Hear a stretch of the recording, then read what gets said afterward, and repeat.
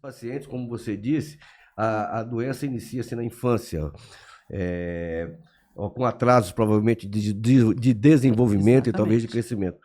Qual seria o alerta para você que você faria em nível de sociedade para a mãe? O que ela deve observar numa criança, ou para a família observar numa criança dentro dessas doenças raras que a gente vai colocar, aquelas mais comumente encontradas? O que você poderia falar, assim, se é que pode se falar alguma coisa? Se o paciente não sentou na idade certa, se o paciente não andou na idade certa, e qual é a idade certa? Às vezes é difícil para a mãe saber a idade certa, mas é a idade que o coleguinha também está correndo, está andando, e o filho não está. Demorou para falar, ou está já no colégio, mas não consegue acompanhar a turma, né? Porque algumas dessas doenças dão alteração cognitiva.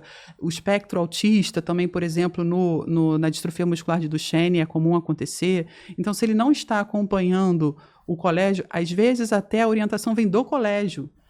Olha, o seu filho não está conseguindo acompanhar. E aí, então, é importante procurar um atendimento médico, né, especializado, para poder fazer a abordagem diagnóstica correta. Dentro das doenças raras, quais as que se manifestam após a idade adulta? E até mesmo, vamos imaginar aí da 4ª ou a 5ª década de vida, que se manifesta claramente nesse período. Um exemplo muito típico é a esclerose lateral amiotrófica, né? Mas tem pacientes com doença de Pompe também. A doença de Pompe ela pode ser na infância ou de início tardio. De início tardio pode começar em adulto. Eu tenho um paciente que começou a doença com 50 anos. Né? Então, assim, e são pacientes ativos, né, que trabalham, que gerenciam, às vezes, a família e começam a ter incapacidade depois. Então, das doenças que eu trabalho, essas são as mais importantes de citar. A esclerose lateral amiotrófica, inclusive, tem eu não sei, no Leme, né, que eu morei muitos anos no Leme. Lá no Leme tem um grande querido amigo.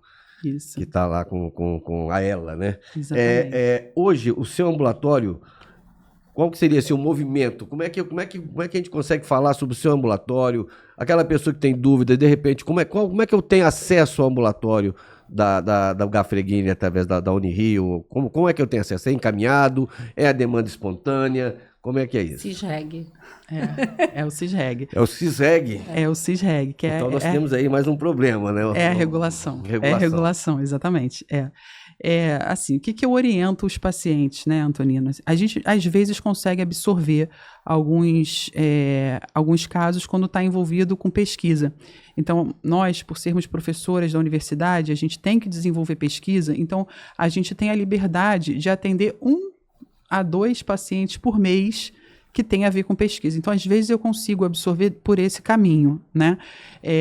Mas o que é oficial realmente é o CISREG. E aí realmente a gente tem essa. Não, eu nem quis falar em nível assim, de criticar o sistema, que eu acho que você tem uma lista, você tem uma coisa, uma organização, eu vejo com olhar positivo, muito embora a gente sabe que muitas vezes pode ter manipulação, mas não é esse o mote da nossa conversa. Cada vez está mais difícil de manipular. Né? Graças a Deus. Graças a Deus. Mas uma coisa que é interessante, pensa bem, a gente está falando de doenças que têm como regra o subdiagnóstico, ou a dificuldade do diagnóstico.